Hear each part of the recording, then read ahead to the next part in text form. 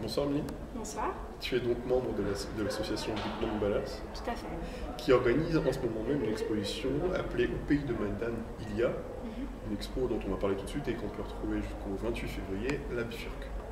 Alors pour commencer cette interview, est-ce que tu peux nous expliquer un petit peu ce qu'il y a dans cette exposition? Alors, notre exposition se subdivise en 3 temps. Il y a un premier chapitre qui vise vraiment à montrer les symboles de l'Ukraine, les paysages, les monuments qui nous ont marqués et les photos du coup qui nous ont le plus plu, je dirais. Un second volet qui en fait traite davantage de la crise ukrainienne vise lui à mettre un peu en exergue ce volet qui est en lien avec la géopolitique bouillante, je dirais, en lien avec l'actualité, et qui du coup a donné une dimension à notre séjour toute particulière. Et enfin, le troisième volet de cette exposition montre notre projet de base, qui était en fait d'échanger avec les Ukrainiens sur la thématique particulière qu'est les cultures urbaines, et qui comprend donc le street art ou le street sport. Durant ce séjour, qui est-ce qui est parti et qui êtes-vous allé voir en Ukraine? Nous étions 15 Français, âgés tous entre 20 et 26 ans. Et donc, on a rencontré des Ukrainiens vivant à Kiev ou aux alentours, qui avaient donc ce même âge. Et ce qui nous rassemblait, c'était cette volonté d'échanger autour du thème donc, que je vous ai cité, qui était les cultures urbaines. Et pour vous, les cultures urbaines, c'est vraiment quelque chose une valeur qui est transcendante, qui se partage facilement avec des personnes qui ne parlent pas français ou anglais même peut-être? Alors c'était l'enjeu en effet.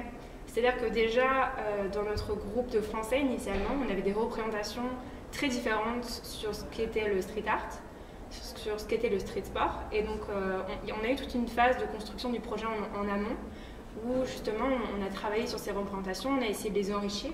Donc on s'est vu bien avant le projet, à plusieurs reprises, lors de week-ends, lors de plusieurs journées. Et donc ce qui fait qu'on est arrivé en fait avec un certain bagage à Kiev.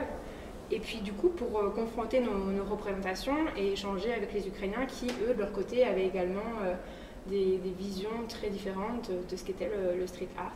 Et donc l'idée c'était bel et bien de confronter nos visions et d'arriver à construire des mini-projets avec eux sur place à Kiev par le biais de différentes activités et donc de s'enrichir finalement de nos conceptions différentes. Mais c'est quelque chose qui a été facile à mettre en place une fois justement en Ukraine?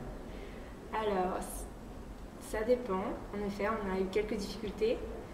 Ça a été agréable dans la mesure où justement on se surprenait et on s'enrichissait de conceptions différentes, mais en même temps, c'est vrai qu'en raison de divergences dans les approches pédagogiques notamment, ou dans les modalités de construction d'activités, donc il y avait quelques difficultés et donc parfois il s'agissait bien de recadrer la manière de construire les activités, de discuter avec ce qu'on appelle les youth leaders, c'est-à-dire les personnes encadrant le projet, notamment en Ukraine, pour arriver donc à être d'accord sur les modalités de construction des activités et des projets, de mise en œuvre des projets.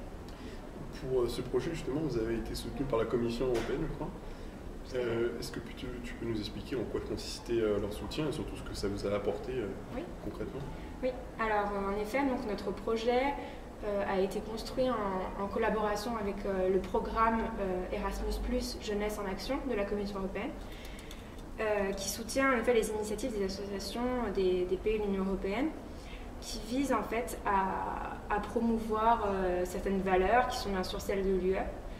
Et donc, il se construit en construisant un dossier assez conséquent. En général, il fait à peu près 70 pages, où il y a toutes les modalités du projet qui sont évoquées de manière très concrète. Si le financement de l'Union européenne est octroyé, du coup, celui-ci va tout de même être conditionné par 3 aspects. C'est-à-dire qu'il doit y avoir une phase, comme je disais tout à l'heure, en amont de construction, de rencontre des différents jeunes pour justement préparer la rencontre et l'échange une fois sur place.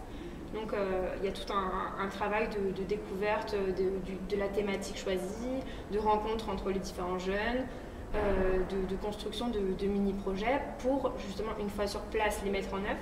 Et le dernier temps vise en aval à faire ce que la Commission européenne aime à appeler la restitution, la valorisation des connaissances. Et du coup, tout ça pour dire que ça nous a apporté justement ce travail sur le long terme, une cristallisation, je dirais, de nos connaissances et de ce qu'on a pu apprendre sur l'interculturel, sur certaines valeurs, sur nos différences. Donc en ça, c'est vraiment utile. C'est quelque chose qu'on n'a pas l'occasion de faire. Sinon, en général, on part, on apprend beaucoup de choses et après, on ne retravaille plus. Donc là, c'est vraiment un format intéressant. Un dernier mot avant de conclure. Donc, tu es membre de l'association Big Bang Ballers, on le disait tout à l'heure, qui était ici à Sciences Po Grenoble. Mais c'est une association qui est nationale. Est-ce que tu peux nous expliquer en quelques mots quels sont ses grands buts? Oui. Alors, c'est une association qui est nationale, elle est internationale également, puisque c'est en fait l'association grenobloise est une antenne de l'ONG qui est basée en Australie, elle. Et donc, ces valeurs sont la promotion de valeurs par le sport, l'éducation et donc le partage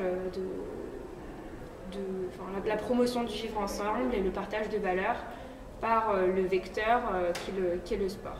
Et donc également l'art, dans le cadre notamment du street art comme on l'a fait à Kiev.